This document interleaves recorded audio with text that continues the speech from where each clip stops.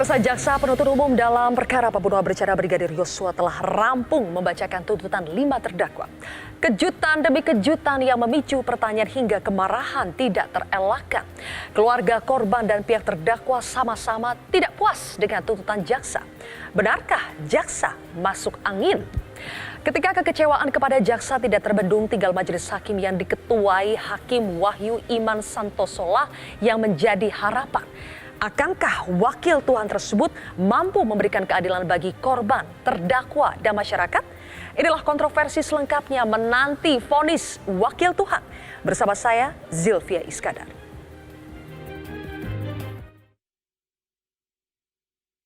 Pidana terhadap terdakwa dengan pidana seumur hidup.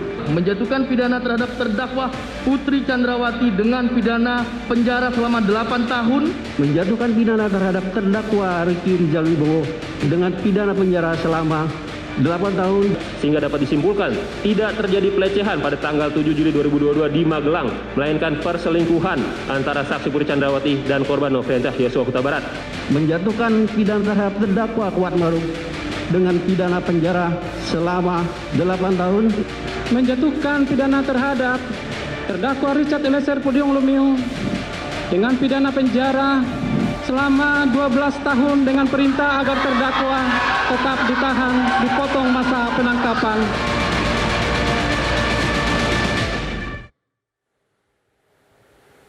Pemirsa, untuk pembahasannya sudah hadir, untuk sementara ada 2 narasumber yang sudah hadir di studio Metro TV, yaitu pakar hukum pidana Ahmad Sofyan. Selamat malam Pak Sofyan. Selamat malam Mbak Dan Jipian. juga pakar hukum pidana Bang Jamin Ginting. Bang Jamin, selamat malam. Selamat malam. Kita masih menantikan kehadiran 4 narasumber yang lain, penasihat hukum dari terdakwa dan juga keluarga almarhum Brigadir Yosua. Tapi sebelum itu saya akan fokus dulu ke 2 narasumber yang sudah ada saat ini. Bang Jamin dan juga Pak Sofyan, kita sama-sama melihat kejutan. Ada 2 kejutan yang paling mencengangkan dalam tuntutan, yaitu tuntutan Putri Chandrawati dan tuntutan Richard Eliezer. Kita tampilkan apa saja peran dari Putri dan Richard Eliezer. Bang Jamin, wajarkah kalau publik membandingkan tuntutan Putri Chandrawati dengan Richard Eliezer? Meski sama-sama keduanya ini dinilai memenuhi pasal 340 dan 55 ayat 1, tapi keduanya memiliki peran yang berbeda. Apakah bisa dibandingkan sehingga disebut Putri lebih ringan daripada Richard Eliezer? Ya, sebenarnya ini merupakan salah satu bentuk kontroversi. Ada 3 sebenarnya kontroversi yang bisa kita lihat dari semua semua tuntutan jaksa penuntut umum. Kontroversi pertama adalah hukuman daripada Putri. Tuntutan? Nah, tuntutan ini, kenapa tuntutan ini dinyatakan sebagai orang yang hanya membantu? Nah, ini harus dilihat dari konteks peran sertanya dia itu. Apakah dia sebagai directing mind yang memiliki kehendak untuk terwujudnya suatu pembunuhan tersebut bersama-sama dengan FS. FS kan sudah dinyatakan sebagai orang yang memang aktor intelektual atau directing mind untuk menghendaki pembunuhan terjadi. Nah, kalau kualitasnya sama dengan dia, tentu hukumannya berbeda dengan hukuman daripada Kuat Maruf dan juga Ricky Rizal. Tentu hukumannya sama atau paling tidak sedikit lebih ringan dibandingkan dari hukuman dari FS. Itu yang pertama. Yang kedua, kontroversi terkait dengan kedudukan Richard Eliezer yang dituntut 12 tahun oleh JPU. JPU menuntut 12 tahun didasarkan kepada dia adalah dader. Artinya orang yang melakukan tindak pidana, bukan orang yang perannya paling kecil menurut jaksa penuntut umum. Tetapi jaksa penuntut umum lupa kalau sebenarnya Richard Eliezer ini adalah orang yang mengungkapkan suatu tindak pidana tersebut. Sehingga beban dan tugas-tugas daripada penyidik dan tugas-tugas daripada jaksa penuntut umum lebih banyak dibantu oleh fakta-fakta hukum yang disampaikan dalam persidangan oleh Richard Eliezer. Bahkan dalam dakwaan jaksa penuntut umum, kalau perhitungan saya 95% itu adalah keterangan yang disampaikan oleh Richard Eliezer dalam persidangan. Jadi kenapa harus orang yang seperti ini dengan dasar sema dan segala macam itu menyatakan kalau nggak pantas untuk diberikan hukuman lebih ringan dibandingkan dengan Tapi orang Jampidum yang bilang berikan, kalau jaksa tidak mempertimbangkan rekomendasi LPSK, malahan Richard ini bisa dituntut lebih dari 12 tahun mendekati Sambo. Ya, itu kalau konteksnya dia sebagai pelaku utama atau aktor intelektual atau directing mind. Itu satu. Itu bisa saja terjadi dan saya setuju. Tapi posisinya kan berbeda. Satu, dia adalah pangkat terendah dibandingkan dengan orang yang menyuruh dia. Apakah ini jadi bahan pertimbangan nggak bagi mereka? Sebenarnya dia melakukan ini atas perintah di bawah kuasa relasi. Itu yang pertama. Yang kedua yang harus diperhatikan, apa yang dilakukan selama dalam persidangan. Mulai dari ditahan, diperlakukan sebagai GC. Perlakuan pertanyaan-pertanyaan itu beda sekali. Dilakukan sebagai GC. Semua seakan-akan dilakukan seperti GC. Tapi setelah selesai akhir, dia diberikan hukuman yang jauh berbeda dengan orang-orang yang dalam memberi keterangan itu berbelit-belit dan tidak kooperatif. Itu yang dalam pemberatan. Berarti itu. menurut Anda tuntutan 12 tahun kontroversial? Saya kira itu sangat kontroversial. Tidak memberikan rasa keadilan bagi orang yang mengungkapkan kejahatan ini. Gitu. Oke, baik. Bang Jamin, Pak Sofyan, 4 narasumber yang lainnya sudah tiba. Langsung saja saya undang. Ada penasihat hukum dari Richard Eliezer, Roni Talapesi. Kemudian penasihat hukum dari Putri Candrawati, Febri Diansyah. Penasihat hukum dari keluarga almarhum Brigadir Yosua, Martin Lukas Simanjutak. Dan penasihat hukum dari terdakwa Ricky Rizal, ada Zena Deviga. Silakan. Selamat malam, Bang Roni, Bang Martin. Mohon maaf nih terlambat berjamaah. Mbak Zena dan juga Mas Febri, terima kasih sudah hadir. Baik, pemirsa, sebelum kita mulai, tadi sudah saya mulai bertanya ya kepada Bang Jamin.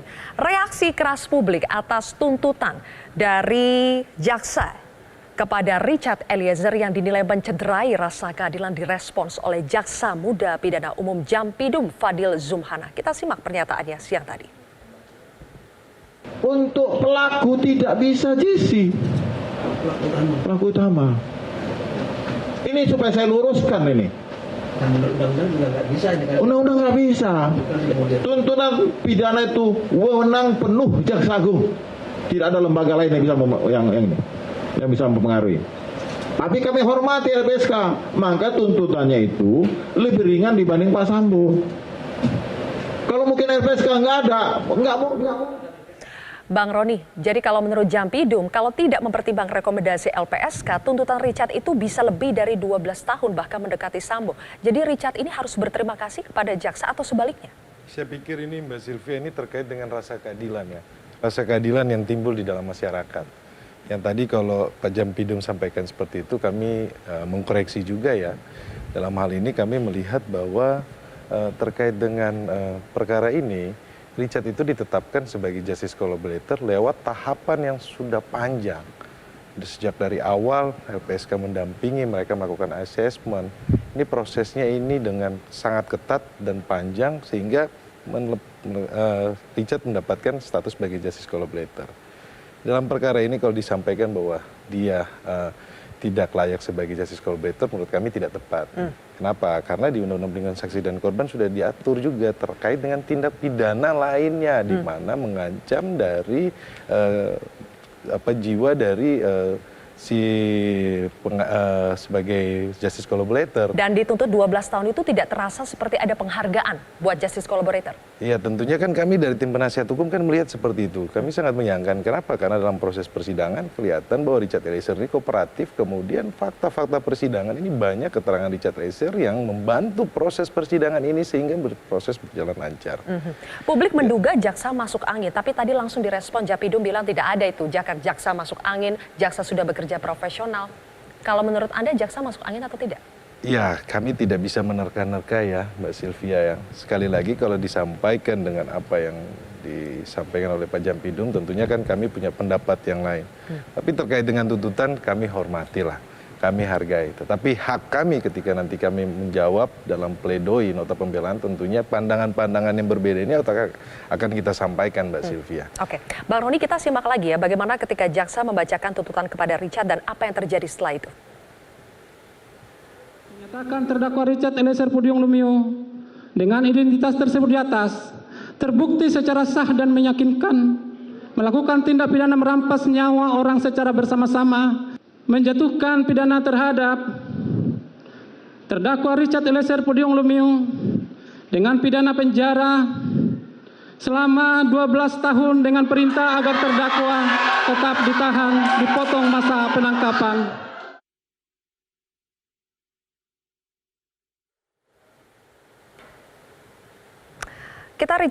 Kita lihat Richard langsung menangis dan berpelukan dengan Bang Roni. Boleh kami tahu apa yang disampaikan Richard saat itu? Ya, saya sebagai tim penasihat hukum ya Mbak Sylvia, dalam proses persidangan ini kan kami mendampingi ya. Kami melihat bagaimana Richard konsisten dan bagaimana dia bisa bangkit. Kalau kita bilang dari awal dia ketakutan, tidak percaya diri, kemudian dia bisa bangkit, dia bisa konsisten dan dia bisa sampaikan semuanya ini.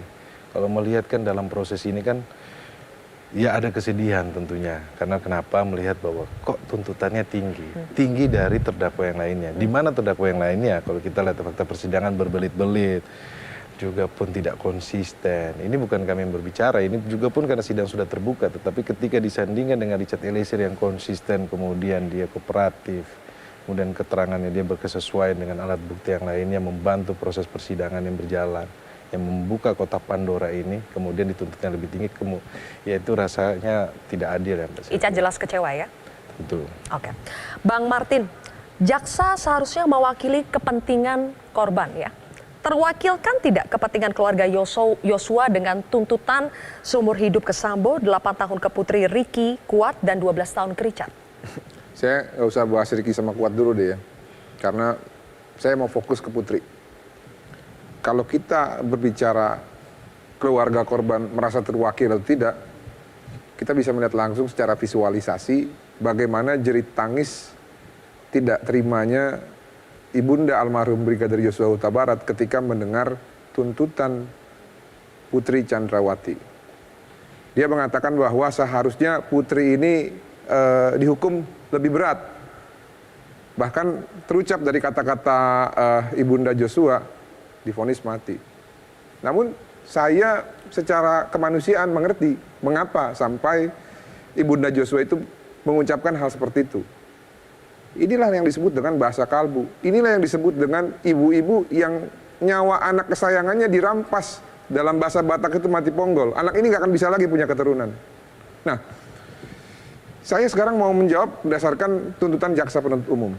Jadi hal yang disampaikan ataupun reaksi dari ibunda Joshua ini sangat logis dan sangat berdasarkan tuntutan jaksa penuntut umum sendiri.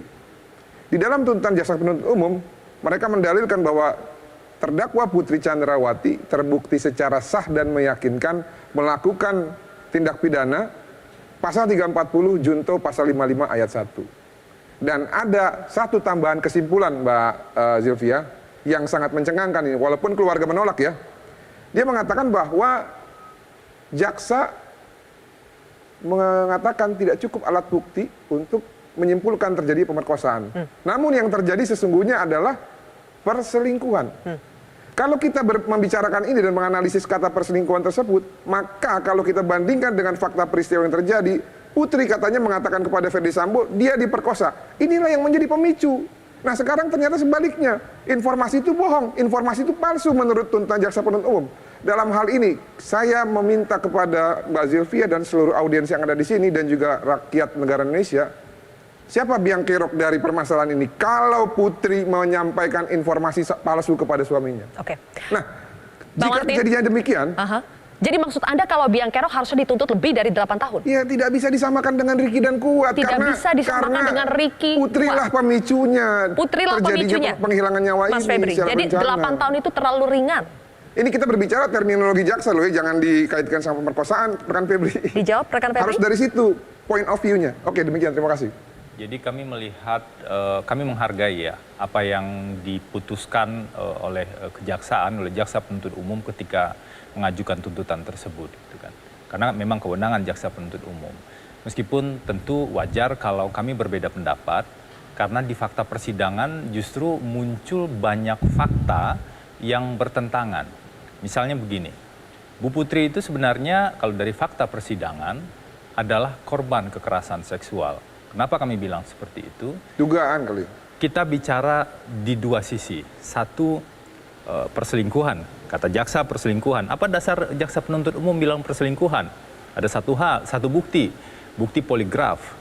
Kemudian di sisi lain ada kekerasan seksual. Tentu karena ini masih proses, kita menyebutnya dugaan. Dugaan kekerasan seksual. Dugaan kekerasan seksual ini didasarkan oleh berapa bukti? Kami mengidentifikasi setidaknya ada 4 alat bukti yang dihadirkan oleh jaksa penuntut umum. Saya sudah sering menjelaskan soal hal ini, mulai dari ahli, laporan hasil pemeriksaan psikologi forensik, dan beberapa saksi yang menyaksikan peristiwa pasca kejadian tersebut.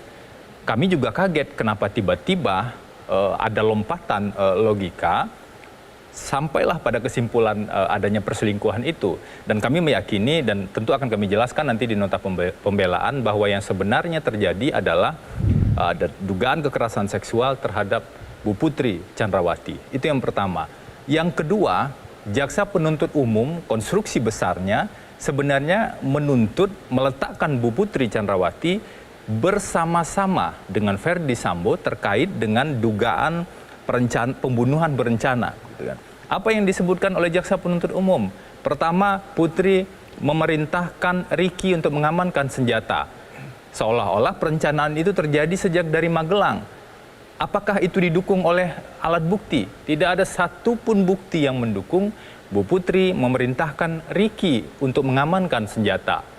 Kemudian dalam perjalanan dari Magelang ke Jakarta, mengkondisikan rumah Saguling untuk tes PCR. Tidak ada satupun alat bukti, kecuali satu keterangan saksi saja, yang bertentangan dengan bukti-bukti yang lain, seolah-olah Bu Putri mengkondisikan PCR-nya pindah ke Saguling. Itu sudah SOP biasa. Jadi, Mas di Febri, keluarga. dengan tidak adanya barang bukti di sini hanya satu keterangan saja, itu artinya Anda bilang 8 tahun itu terlalu berat untuk Putri? Karena itulah kami tidak bicara tentang angka, berapa angka yang tepat. Kami tidak bicara hal tersebut, kami tidak mengomentari hal tersebut, tapi kami bicara apakah tuduhan-tuduhan terhadap Bu Putri Chandrawati itu terbukti atau tidak.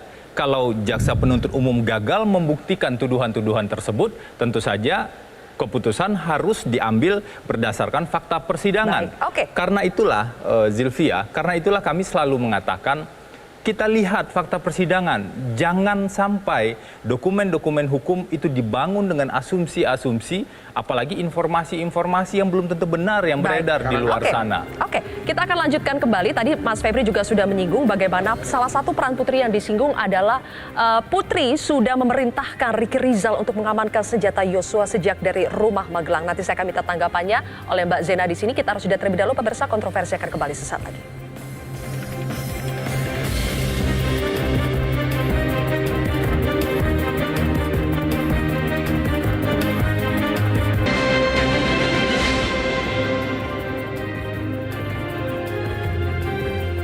Jaksa menyimpulkan bahwa Putrilah yang memerintahkan Ricky Rizal untuk mengamankan senjata Yosua sejak berada di rumah Magelang. Anda heran dengan kesimpulan jaksa itu, Mbak Zeda? Sesuai fakta persidangan aja sebenarnya Mbak Zilvia. Sudah terdukung dengan hasil poligraf yang menyatakan bahwa jawaban Ricky Rizal saat ditanyakan apakah ada perintah dari pengamanan senjata, itu dia jawab tidak ada. Lalu itu hasilnya +11. +11 artinya dia tidak terindikasi berbohong, artinya jujur. Itu sudah ada dukungan. Kan kalau misalnya fakta persidangan, keterangan itu kan harus ada pendukung. Maka menurut saya itu jaksa terlalu mengarang kayaknya. Karena sudah ada fakta persidangan yang mendukung juga gitu. Tuntutan Ricky sama dengan kuat, sama juga dengan Putri. Anda heran dengan itu? Heran sebenarnya, karena menurut saya... Herannya dengan kuat atau dengan Putri? Dengan Putri Chandrawati sebenarnya. Kenapa? Karena menurut saya... Kenapa? Harusnya lebih tinggi Putri. Ya saya nggak bisa ngomong begitu juga ya. Ngomong aja nggak apa-apa, mumpung ada rekan Febri. Kenapa heran dengan tuntutan mungkin Putri? Gini, kalau misalkan dibandingkan dengan klien saya udah jelas sekali di fakta persidangan tidak ada fakta yang membuktikan klien saya ikut perencanaan. Itu yang pertama. Apalagi yang diasumsikan oleh jaksa bahwa klien saya ikut perencanaan dari Magelang. Padahal itu sudah terpatahkan sendiri dari fakta persidangan, begitu. Dan klien saya menurut saya adalah korban keadaan, korban di tempat yang salah yang seharusnya tidak ada di situ. Korban keadaan atau korban atasan? Mungkin bisa korban atasan. Saya ingin menyampaikan di sini, LPSK menyampaikan bahwa ia kecewa karena rekomendasinya kepada jaksa untuk menuntut Richard Eliezer dibanding terdakwa lain itu tidak diakomodasi. Tapi Jampidum juga merespon dengan meminta LPSK tidak mengintervensi jaksa. Kita simak pernyataannya. Saya memang mengkhawatirkan betul bahwa kemudian orang menjadi kurang percaya tentang status justice collaborator ini, efektivitasnya di dalam memenuhi rasa keadilan. Ini sudah benar ngapain revisi? Contoh yang pernah saya revisi itu kasus di Kerawang. Itu keliru, Valencia Lim. Makanya saya revisi. Oh udah benar ngapain revisi? Itu pertanyaan jawabannya. Tidak akan pernah revisi. LPSK nggak pernah puas. Ya nggak apa-apa. Itu kayak saya bilang, lembaga lain tidak boleh mengintervensi kewenangan Jaksa Agung. Pak Sofyan, pasal 10A Undang-Undang Nomor 31 tentang LPSK. Saksi pelaku yang bekerja sama bisa dikenakan tuntutan pidana bersyarat secara khusus, hukuman percobaan dan hukuman pidana paling ringan di antara terdakwa lain. Ini sifatnya rekomendasi atau sebetulnya perintah yang harus dijalankan oleh jaksa? Ya, itu sih kalau jaksa punya hak ya untuk menentukan nilai tuntutan yang dilakukan kepada terdakwa. Jadi dia tunduk pada KUHAP, tunduk pada Undang-Undang Kejaksaan. Jadi Undang-Undang LPSK itu memang tunduk kepada Lembaga Perlindungan Saksi dan Korban. Tidak mengikat bagi jaksa sebagai dasar untuk membuat tuntutan. Tidak mengikat lembaga lain? Tidak. Jadi kemudian yang kedua begini, yang ingin saya sampaikan. Bahwa yang jadi keributan saat ini kan sifatnya masih tuntutan ya. Akan ada babak berikutnya pledoi dan akan ada putusan. Jadi tuntutan itu meskipun dinilai oleh publik angkanya itu adalah sifatnya masih relatif, belum merupakan keputusan final. Hakim akan mempertimbangkan ya, bisa jadi tuntutan 8 tahun diputus lebih berat dari 8 tahun setelah mempertimbangkan kadar yang memberatkan. Bisa juga dituntut 8 tahun, diponis lebih rendah dari 8 tahun. Kenapa? Hakim mempertimbangkan banyak faktor yang meringankan. Jadi sebetulnya hakim tidak terikat dengan GC seharusnya menjadi faktor yang meringankan tidak? GC itu menjadi faktor yang meringankan, benar ya. Tetapi jaksa tentu punya argumentasi ya. Kenapa? Kalau menurut saya begini, jaksa itu tidak menemukan dalam konteks ini alasan yang diatur di dalam pasal 51 dan 48 KUHP, yaitu bahwa perbuatan itu memang ada daya paksa. Kalau ada daya paksa yang bisa dibuktikan di pengadilan atau yang ditemukan oleh jaksa di pengadilan, saya yakin tuntutannya bebas. Saya pikir atau begini, 48. saya sudah membaca tuntutan dari jaksa. Di tuntutan dari jaksa, ahli yang pidana yang dihadirkan oleh jaksa itu menyebutkan terkait dengan daya paksa. Iya, maksud saya begini. Maksud saya begini. Jaksa tidak menemukan itu, Bu. Dari kan alat bukti yang dimiliki oleh jaksa. Ini kan ada di tuntutan. Ya. Bapak sudah baca tuntutannya? Udah. Saya tuntutannya Richard Eliezer sudah baca. Eliezer belum. Bapak bisa baca dari mana tuntutannya? Bapak Jadi bukan para pihak. Bukan. Kok bisa baca? Bukan. Apa yang Anda Bapak hadir di sini sebagai Apa yang Anda ingin sampaikan? Karena di tuntutan Richard Eliezer di situ jelas terkait dengan keterangan ahli pidana Dr. Alpi yang menjelaskan dengan daya paksa, Pak. Itu ada di dalam tuntutan tersebut. Iya, betul. Jadi sebenarnya seharusnya jaksa juga mempertimbangkan hal-hal ini kan fakta persidangan. Ya, bisa Sylvia. Oke. Jadi maksudnya ahli yang dihadirkan jaksa saja sudah menyatakan bisa. Jadi begini, kalau saya begini tapi jaksa bisa menyampingkan pendapat itu. Iya, jaksa itu punya alat bukti sendiri. Pengacara atau terdakwa juga punya alat bukti sendiri. Jadi kenapa jaksa akhirnya pakai angka 12 tahun? Ini kan analisa saya terhadap jaksa, bukan berarti saya setuju dengan pandangan jaksa. Jaksa tidak yakin dengan pasal 51 ada pada diri Eliezer. Itu kan pikiran jaksa, bukan berarti saya setuju dengan pikiran jaksa. Itu pikiran jaksa. Karena dia tidak yakin dengan pasal 51 pada diri Eliezer, maka dia pakai alasan bahwa Eliezer ini adalah justice collaborator. Sehingga tuntutan dia tidak sama dengan Sambo.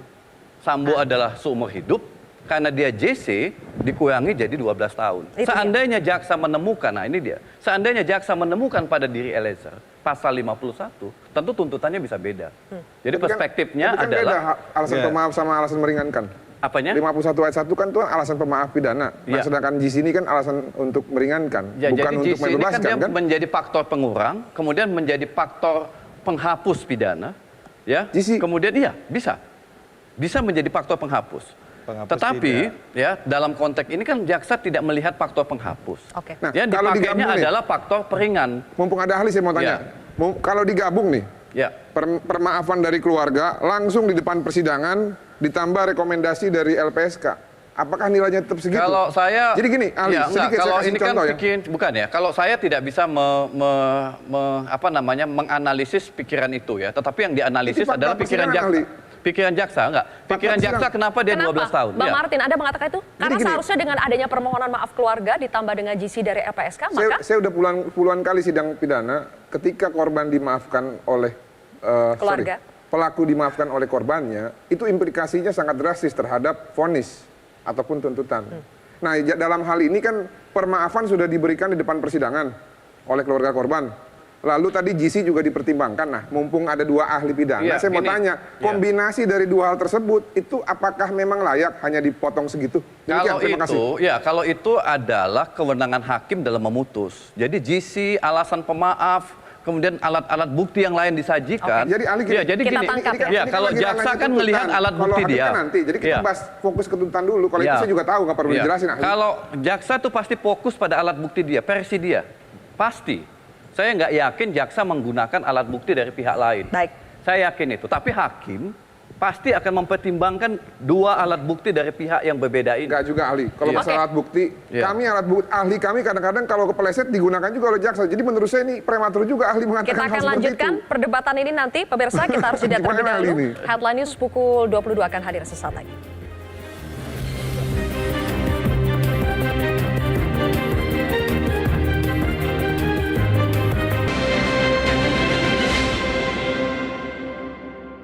Bahwa dari keterangan saksi Richard Eliezer Pudiang Lumiu tidak tergambar adanya paksaan baik itu dalam bentuk kekerasan maupun ancaman kekerasan yang mempunyai pengaruh demikian rupa dari saksi Ferdi Sambo yang mengakibatkan saksi Ferdi Sambo dalam keadaan tertekan secara psikis sehingga langsung mengiyakan perintah dari saksi Ferdi Sambo bahwa teriakan saksi Ferdi Sambo dengan kata-kata kau tembak cepat, woi kau tembak tidak termasuk paksaan baik dalam bentuk kekerasan maupun ancaman kekerasan.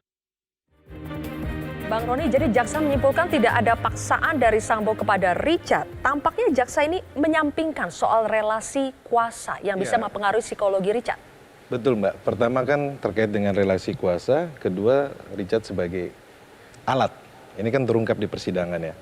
Kemudian kalau dari ahli yang sudah dihadirkan oleh jaksa penuntut umum kan sudah sangat jelas. Terkait dengan 48, yang daya paksa itu yang tadi saya bilang Dr. Alpi itu ada di tuntutan sudah saya baca.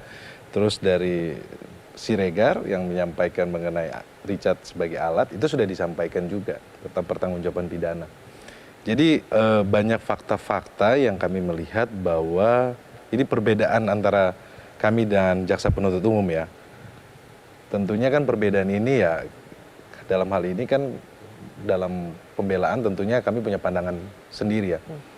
Jadi kami menyayangkan juga kalau seandainya tadi statementnya Pak Jampidum seperti itu kan, jadi tidak bisa melihat secara komprehensif dari semua sisi fakta persidangan. Tetapi itulah tugas jaksa penuntut dalam hal menuntut tentunya mereka harus. Tetapi dalam hal ini pembelaan tentunya kami dari tim penasihat hukum punya pembelaan tersendiri nanti kita sampaikan di pledoi. Banyak publik marah dengan tuntutan jaksa, pemirsa, karena membandingkan tuntutan Richard dengan Putri.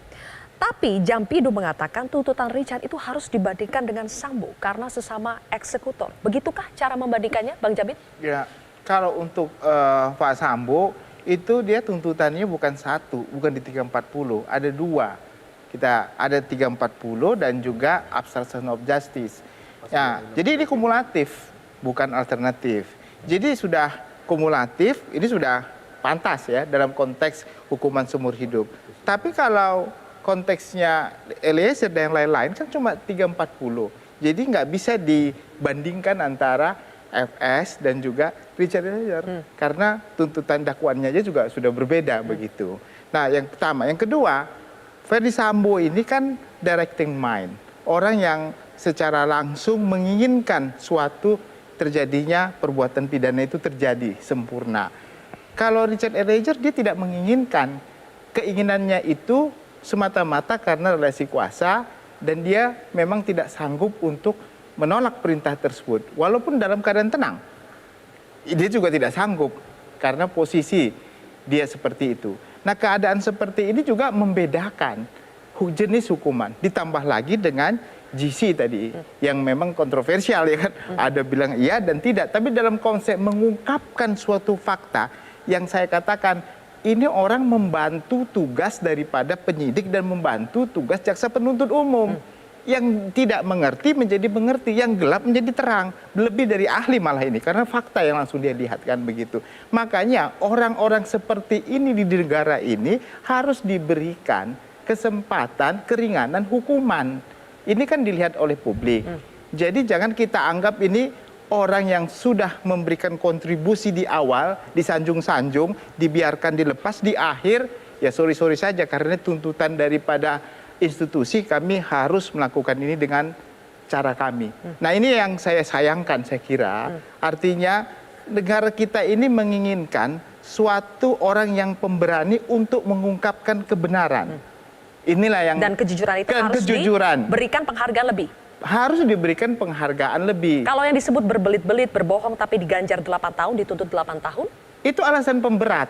Dimanapun dalam pertimbangan majelis hakim mengatakan setiap orang yang memberikan keterangan dalam persidangan yang berbelit-belit, tidak mengakui perbuatannya, akan mendapatkan alasan pemberat bagi hakim terhadap hukuman orang tersebut. Itu di mana-mana sudah umum melakukan seperti itu. Mas Febri, dalam tuntutan Sambo, jaksa menyebut motif tidak menjadi fokus karena sifatnya sangat individual dan tidak spesifik. Begitu juga dalam tuntutan terdakwa yang lain soal motif ya. Jadi mau motif pemerkosaan atau perselingkuhan tidak jadi pertimbangan jaksa, Mas Febri. Anda bisa menerima ini? Dari awal sebenarnya kami, saya bicara dalam kapasitas sebagai kuasa hukum Bu Putri ya tentu saja. Motif itu penting. Kenapa penting? Karena agar bisa dilihat apa faktor yang mendorong seseorang melakukan kejahatan. Tentu berbeda. Keterangan ahli juga sudah dikatakan. Memang ada ahli yang mengatakan motif itu penting. Ada ahli yang mengatakan motif wajib dibuktikan. Ada ahli yang mengatakan motif tidak wajib dibuktikan. Jadi memang ada beberapa perbedaan pendapat ahli. Kalau dalam konteks pemahaman kami, motif itu penting dan wajib dibuktikan. Kenapa? Karena motif adalah turunan dari unsur delik dengan sengaja yang dicantumkan dalam pasal 340 ataupun pasal 338. Tidak mungkin kehendak seseorang untuk melakukan pembunuhan itu bisa dilepaskan dari faktor yang menyebabkan kenapa dia melakukan pembunuhan. Kalau kita bicara soal pelaku pembunuhan tersebut. Jadi bahkan dalam dakwaan disebutkan begini. Ada situasi yang emosional yang kemudian menggerakkan seseorang untuk melakukan kejahatan, tetapi motifnya tidak diketahui. Itu kan jadi janggal dan jadi tidak bisa diurai kebenaran materialnya. Itu dalam konteks motif. Nah, saya ingin fokus pada tuntutan Bu Putri Chandrawati. Ada beberapa poin krusial lainnya yang menjadi pondasi, kalau ibarat sebuah bangunan ya, ada beberapa tiang-tiang pondasi utama yang dibuat oleh jaksa, dan kami melihat tiang pondasi itu rapuh. Jadi kalau tiang pondasinya rapuh, bangunannya pasti rapuh. Misalnya terkait dengan tuduhan Bu Putri mengetahui dan menghadiri pertemuan di lantai 3 Rumah Saguling. Faktanya di fakta persidangan yang mengatakan itu hanya satu orang saksi. Pertemuan ada, tapi antara Pak Ferdi Sambo pertama memanggil Ricky. Kemudian pertemuan kedua adalah Pak Ferdi Sambo dengan Richard Eliezer. Bu Putri ada di dalam kamar. Dan yang poin yang penting juga, kejadian di rumah Duren 3 terkait dengan lokasi penembakan, Bu Putri itu ada di dalam kamar. Pintu tertutup, tidak melihat peristiwa penembakan, tidak mengetahui ada rencana penembakan. Bagaimana seseorang yang kebetulan berada di tempat yang salah, di waktu yang keliru, kemudian juga dituduh melakukan pembunuhan berencana. Dalam konteks itulah kami melihat beberapa bangunan tuduhan ini sebenarnya dibangun dengan dasar bukti yang sangat rapuh. Kalau kita bicara motif, tidak ada motif. Ricky Rizal juga sebetulnya kalau menurut Anda tidak punya motif, tapi tetap diganjar dengan 8 tahun dibandingkan orang yang disebut jaksa memiliki ada entah itu motif pemerkosaan, entah itu motif perselingkuhan. Anda bisa terima ini, Mbak Zena? Tentu tim PH pun atau Mas Ricky pun atau keluarga Mas Ricky pun tidak terima sama sekali. Karena seperti yang tadi awal saya bilang Mbak Zilvia, dia tuh seperti kayak korban keadaan. Apalagi dengan keterangan Pak Ferdi Sambo yang mengatakan bahwa dia tidak memanggil Ricky Rizal untuk masuk. Lalu seharusnya artinya Ricky Rizal tidak seharusnya masuk di dalam situ. Itu yang masuk ke dalam Duren 3. Ini keterangan Ferdi Sambo waktu di Memang di mana keterangan posisinya saksi. si Ricky pada saat itu? Di carport. Jaksa menilai Ricky sudah terlibat dalam rencana pembunuhan Yosua sejak dari Magelang. Nah, itu karena lucu mengamankan senjata Yosua sampai ikut ke Duren 3 untuk mengawasi Yosua, padahal seharusnya Ricky tidak perlu isolasi di rumah Duren 3 karena tidak PCR dan harus kembali ke Magelang. Boleh saya tambahin dikit tadi? Ini yang menarik ini. Tunggu dulu Bang, Dijawab ini dulu. bagian saya dulu nih Bang. Ya, siap, silakan. Silakan. Ini yang pertama menarik juga nih Jaksa. Di pasal 340, Jaksa mengambil hasil poligraf yang menyatakan pengamanan senjata itu ada karena inisiatif diri sendiri, tidak ada atas perintah. Itu yang pertama. Tapi di pasal 55 ayat 1 ke 1 tidak dipakai lagi nih ahli poligraf. Seakan-akan bahwa ada perintah. Ini udah tidak kesinambungan dari antara dua pasal unsur yang tuntutan jaksa, itu pertama. Yang kedua, padahal ini dari dibilang ada kehendak yang sama antara dari Magelang terus ke Jakarta gitu ya. Itu padahal di fakta persidangan tidak ada yang membuktikan bahwa ada komunikasi antara Ferdi Sambo dengan Ricky Rizal. Itu yang pertama. Emang klien saya paranormal bisa tahu kehendaknya Ferdi Sambo mau menembak si Joshua dari Magelang? Kan bukan. Klien saya bukan paranormal, apalagi dengan adanya keterangan Richard yang mengatakan bahwa ingin menabrakkan mobil, saya pikir klien saya tidak sebodoh itu sih. Oke, kembali lagi ke Bang Martin. Kalau tadi Bang Martin kan tidak mau membandingkan hukuman tuntutan Richard dengan Putri dan Kuat, tapi Anda membandingkannya dengan Putri. Padahal Jampidum bilang tidak apple to apple kalau membandingkan Richard dengan Putri, harusnya Richard dengan Sambo. Kalau dibandingkan Richard dengan Sambo, Richard ini sudah lebih rendah dibandingkan Sambo. Kalau dibandingkan dengan Sambo ya. Jadi eksekutor dibandingkan dengan eksekutor. Anda bisa terima Kasih saya itu? waktu lebih panjang ya, karena saya juga mau menanggapi dua rekan ini. Yang pertama, saya setuju sama Bang Jamin Ginting. Publik dan jaksa penuntut umum jangan melupakan bahwa dua dakwaan dan dua tuntutan itu terbukti secara sah dan meyakinkan. Perbuatan berlanjut. Pasal 49 Undang-Undang ITE Junto 233 dan 221 yang diambil pasal 49. Ancamannya 12 tahun kalau nggak salah ya Bang Jamin ya. 10 tahun ya. Nah, dalam hal ini tidak bisa disamakan dengan Richard. Richard cuma satu dan dia itu digerakkan oleh Ferdi Sambo. Nah, ada downpeggernya.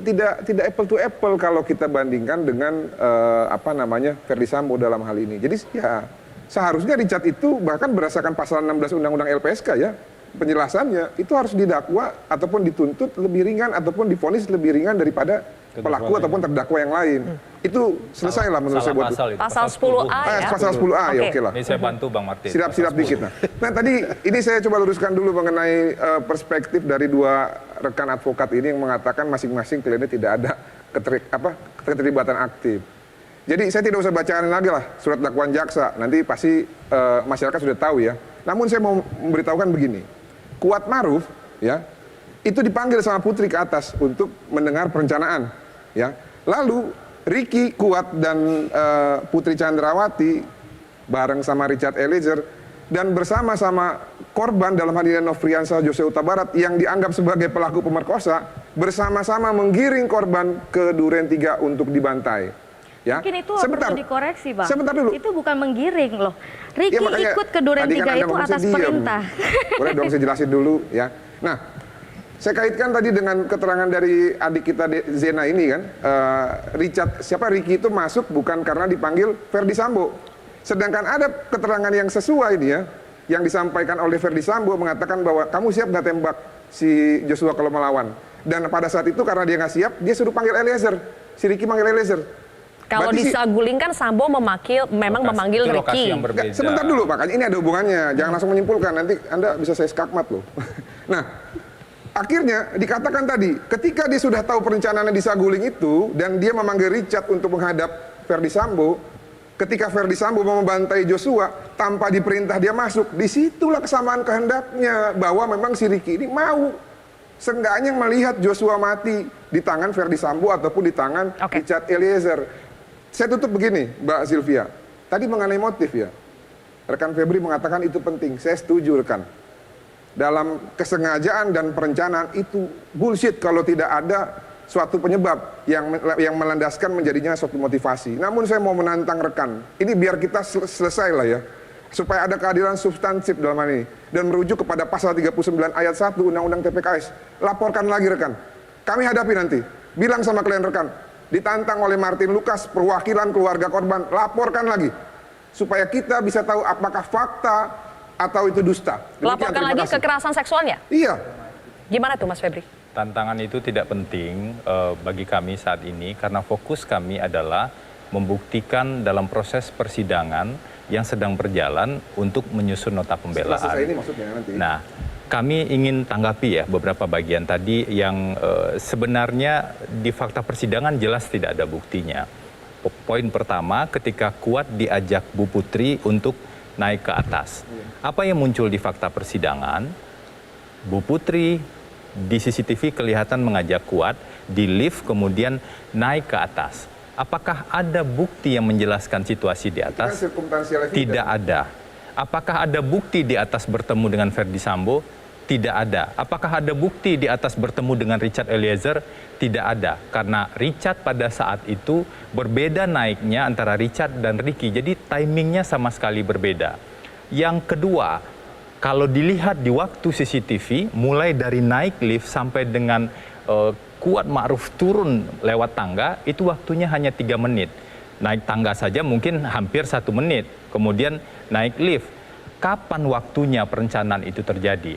Ini yang saya sebut dengan jangan sampai yang di atas, yang terjadi di atas ini kan diasumsikan. Yang ada buktinya adalah naik lift. Dan ada satu tuduhan yang lain yang dikatakan juga bagian dari perencanaan, seolah-olah Bu Putri menyuruh Richard Eliezer untuk membawa senjata laras panjang Steyr dan kemudian naik lewat tangga di samping lift. Tidak ada satupun bukti CCTV yang bisa menunjukkan ada Richard yang naik tangga lift, tangga di samping lift setelah atau mengikuti Bu Putri dan Kuat naik. Ada keterangan betul, tapi di CCTV betul-betul tidak terlihat. Kemudian di Duren 3 dikatakan Joshua, sebentar, Joshua digiring. Apakah benar Joshua digiring dikawal dalam konteks kemudian seolah-olah biar tidak apa itu logik? Katanya gantian. Tadi saya diam, Anda bicara. Oke, kita sudah harus jeda. Nggak, saya sedikit. Jadi Joshua itu di CCTV terlihat dia bisa bergerak bebas dan tidak digiring sama sekali. Bisa keluar, bisa masuk, bisa ke samping taman. Yang bisa dijawab adalah soal poin kedua ya, Richard membawa Steyr ke lantai 3 tudingan itu. Boleh dijawab nanti Bang Roni usai jeda ya. Kami akan kembali pemirsa usai jeda berikut ini nanti dengan jawaban Bang Roni. Setelah jeda kita jawab. Jawab ya.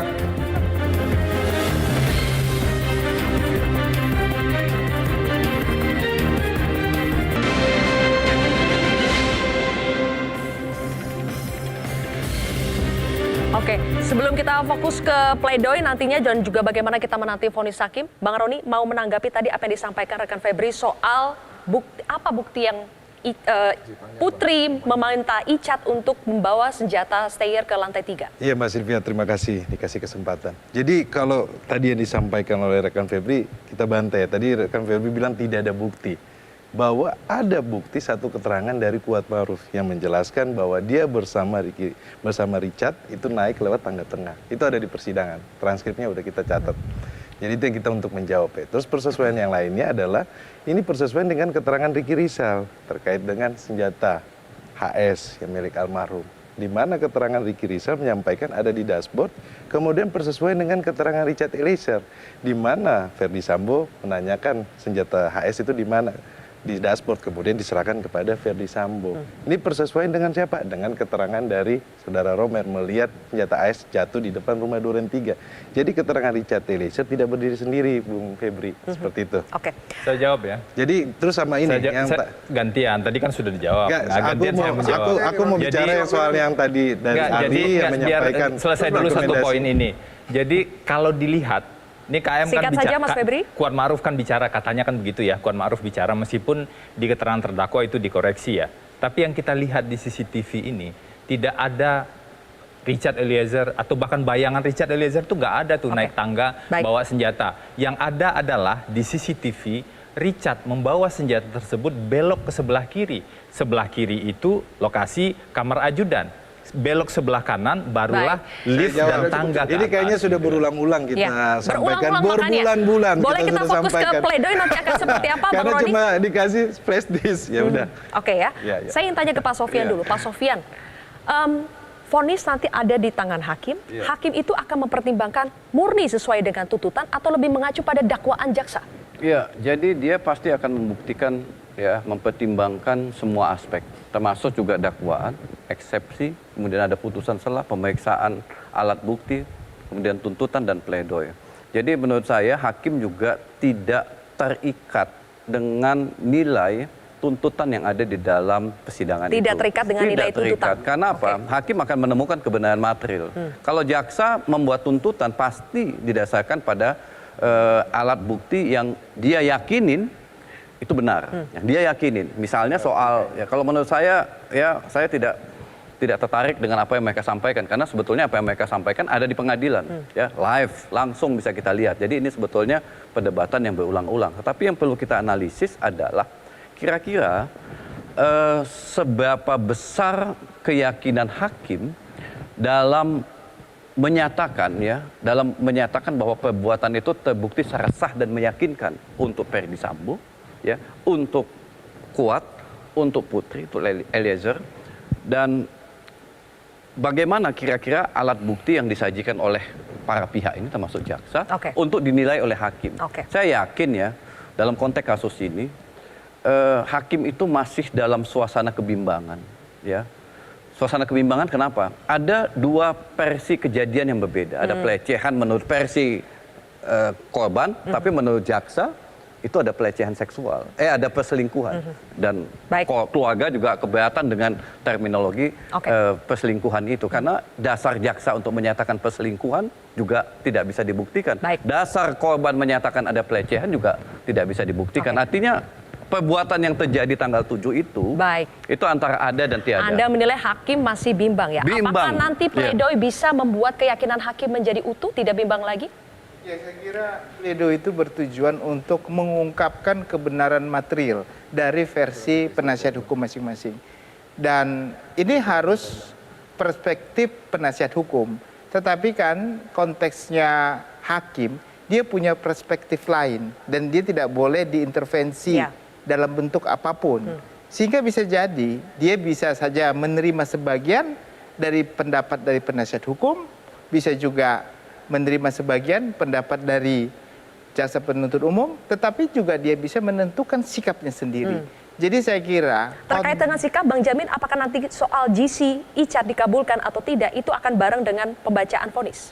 Ya, saya kira ada penetapan terkait dengan status daripada GC, apakah penetapan tersendiri atau bersamaan dalam putusan. Itu bisa terjadi seperti itu. Dan saya kira hakim itu kan dalam memutuskan suatu perkara di 183 ada keyakinannya didasarkan kepada alat bukti. Inilah yang nggak dipunya oleh jaksa penuntut umum. Dia nggak ada keyakinan, dia hanya cuma apa yang ada itu yang dia ungkapkan. Apa yang sesuai dengan fakta hukum, apa yang dia ungkapkan. Tapi hakim, walaupun ada dua alat bukti yang bersesuaian, tapi dia meyakini bukan dia pelakunya.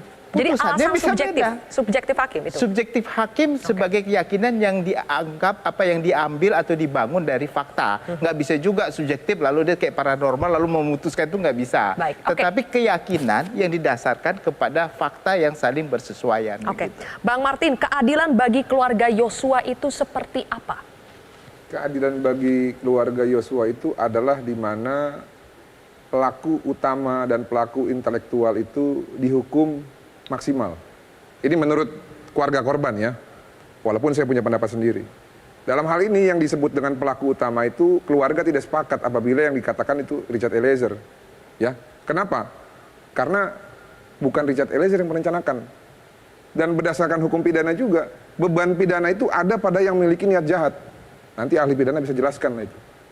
Nah, kita masih perdebatkan apakah Richard Eliezer punya niat jahat atau tidak. Tapi intinya, untuk para terdakwa yang lain seperti Putri yang disimpulkan oleh jaksa penuntut umum bukan diperkosa malah selingkuh, tentunya ini sebagai pemicu informasi palsu yang disampaikan kepada suaminya yang memicu pembunuhan berencana. Maka menurut saya Putri Chandrawati itu tidak bisa disamakan sebagai penyerta biasa seperti Kuatmaruf dan Ricky, karena karena informasi palsu dan bohong yang disampaikan kepada sehingga harus lebih berat suaminya dari itulah 8 tahun. Terjadi pembunuhan berencana dan harus dihukum sedikit lebih rendah dari Verdi Sambo.